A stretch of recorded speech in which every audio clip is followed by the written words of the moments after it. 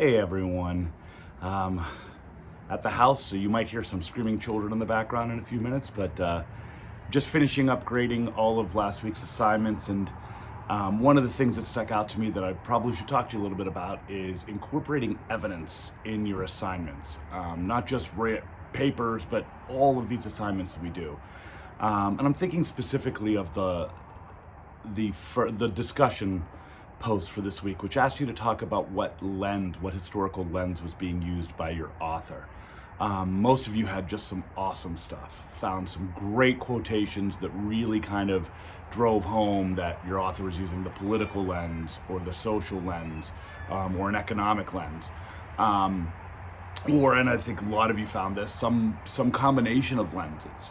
But I do want to talk about how do we get that into the assignment in such a way that makes it very clear to your audience, to your reader, that you really understand what's happening.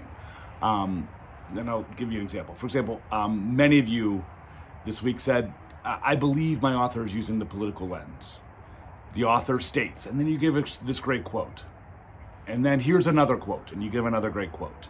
And you finish with, therefore, I think it's the political lens. And I think we need to take that another step.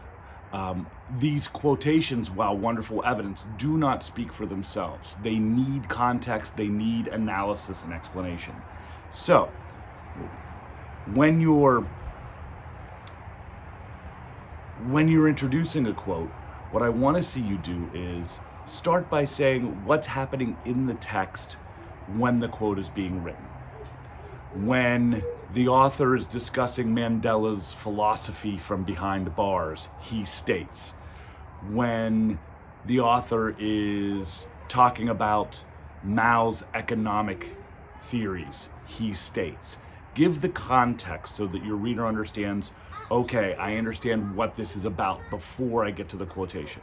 Then the final step, and this is a really important one, I need you to walk us through how that quote proves your point. If you're saying it's a political lens, I believe that, or when the author talks about Mandela's ideas in prison, offer your quote, finish by saying, because he is discussing leadership and the role of leaders as opposed to those who are being led, this indicates that this is the political lens, or something along those lines. In other words, walk us through it.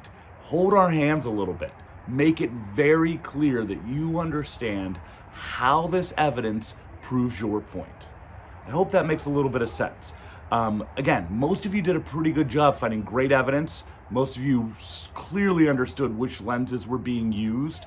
The next step in being a good historian is, again, making it clear, communicating clearly to your audience. I hope this helps a little bit. Thanks.